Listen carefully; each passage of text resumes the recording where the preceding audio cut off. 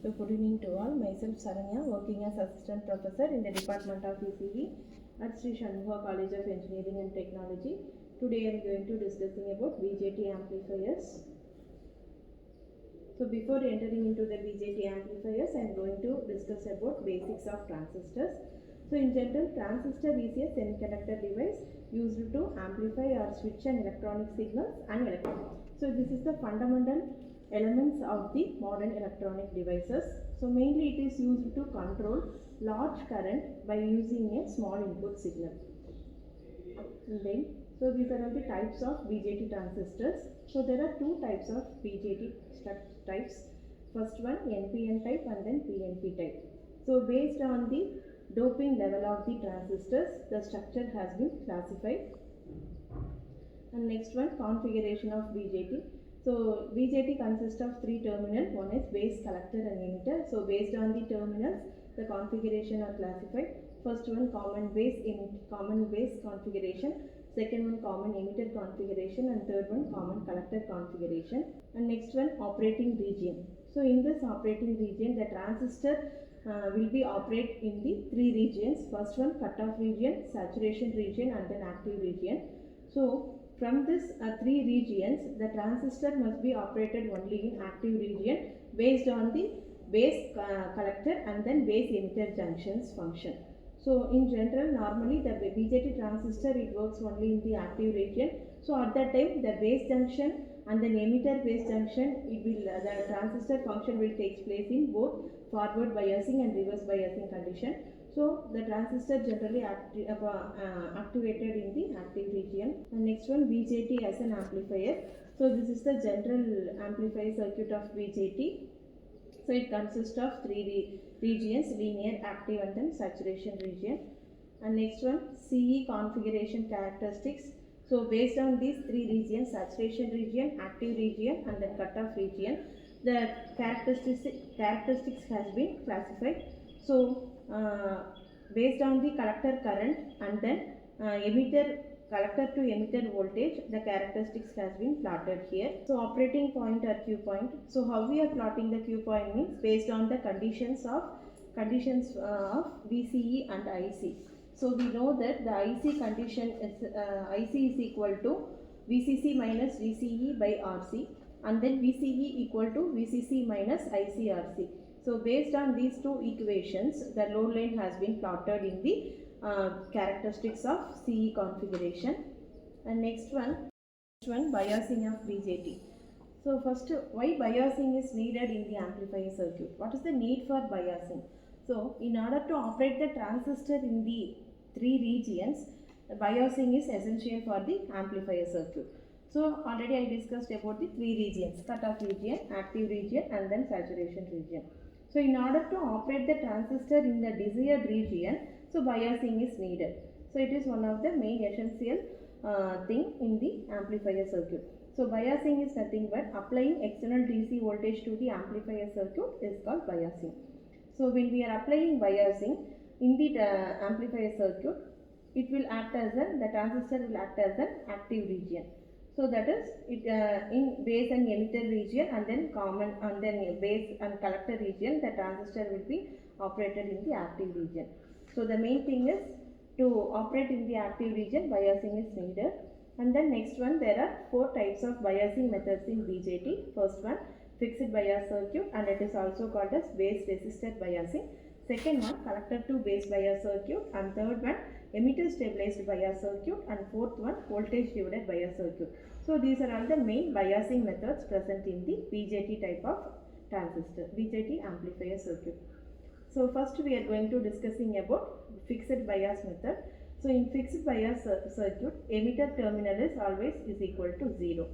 So normally we are applying input in base terminal and we are taking output in the collector terminal. So we are applying AC as an input signal and corresponding output will be taken in the collector terminal of the transistor. So that in BJT it consists of three terminal, base, collector and emitter. So here in base terminal I connected base resistance RP and in collector terminal I connected base resistance RC. So both the resistance are coupled and we are connected to the supply. It is denoted as VCC.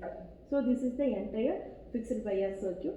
So from this circuit, first we are analyzing the current and voltage equation for the base terminal and then collector terminal. So here the emitter terminal is equal to 0. So for the analysis purpose, we are taking only base and collector. So consider the base circuit. So just we are applying KVL to the base terminal and we are writing the equation. So first consider from the power supply. So this is VCC minus IB RB minus VBE equal to 0. So first I taken only the base part. So from this base part I am going to calculate the IB current value. So therefore IB equal to VCC minus VBE by RB. In similar way we are taking the collector terminal. So again we are applying KVL to the collector terminal. So from this collector terminal the equation becomes VCC minus ICRC minus VCE equal to 0. So from this equation collector terminal we are calculating the IC value, that is collector current. So IC equal to VCC minus VCE by RC. So from base and collector terminal we calculated IB and IC value, and from the collector terminal again we are solving the VCE value. So VCE is denoted as VCE equal to VCC minus ICRC. And next one, advantages and disadvantages of fixed bias circuit. So the main advantages of the fixed bias circuit is it required only a small number of components and the operating point is automatically present only in the active region. And next one, disadvantages is it has high stability factor and then poor stabilization due to the IC value and IB value. And next one, emitters collector to base bias circuit. So this is the second type of biasing method. So in collector to base bias circuit, the RB is coupled to the collector terminal. So in similar way, we are applying KVL to the base circuit and then collector circuit. We are calculating VCE and IB value for the collector to base circuit. And next one, advantages and disadvantages of the collector to base bias circuit is, so the main advantages is it has better stabilization when compared to IC and IB value present in the fixed bias circuit. And next one, the main disadvantages is it provides negative feedback of the amplifier circuit. And next one, voltage divided bias circuit. In voltage divided bias circuit, here we are connected R1 and R2 resistance in the base terminal. So R1, R2 it acts as a potential divider. So the main function of the potential divider is it is used to provide fixed voltage to the base circuit. So this is the purpose of using R1 or R2 resistor in the voltage divided bias circuit. So this is the general circuit of voltage divided bias circuit. We are applying input to the base terminal and coupling capacitor is C1 and C2 is connected in the both input and output terminal, and supply is connected for common both base terminal and as well as in the RC terminal. So by using VDR rule, voltage divider rule, we are calculating base voltage. It is denoted as VB. So VB equal to R2 by R1 plus R2 into VCC. And next one, this is the simplified circuit of the voltage divided bias circuit. So from this we are calculating IC value. So IC equal to VTH minus VBE by RC. In same way we are applying KVL to the voltage divided bias circuit. We are calculating IC value from the collector terminal, and as well as we are calculating VCE from the collector terminal. So we know that VCE equal to VCC minus ICRC minus IBRE. In voltage divided bias circuit, we are connecting resistance in emitter terminal. So we are considering the resistance value present in the emitter terminal. So it is denoted as RE, and the current takes place in the emitter terminal is denoted as IC. And fourth type, emitter stabilized bias circuit. So this is the emitter stabilized bias circuit. This circuit is similar to fixed bias circuit. So what is the difference between fixed bias and emitter stabilized bias means? In stabilized bias, additionally we are adding the RE resistance in the emitter terminal. So this is the difference between fixed bias and emitter stabilized bias circuit. So in same way we are applying KVL to the base loop and as well as to the collector loop. So first we are for the analysis purpose we are considering only the base terminal, and next we are considering the collector terminal. So in same way we are applying KVL to the base emitter loop, that is input loop. So we know that equation becomes VCC minus IBRB plus VBE minus IERE equal to 0. So from this we are calculating VCC value and then IB value.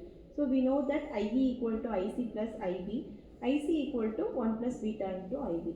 So after substituting the IE value, the IB value has been calculated. So IB equal to VCC minus VBE by RB plus 1 plus beta into RE. In same way we are applying KVL to the collector loop. So we are finding the VCE value. So VCC minus ICRC minus IERE minus VCE equal to 0. So finally from the collector terminal we are calculating VCE of the emitter stabilized bias circuit. So today up to this we discussed only the emitter BJT amplifiers and then biasing methods of the BJT amplifier, and next class I am going to discussing about the some feedback amplifiers and then oscillator circuit of the oscillator circuits.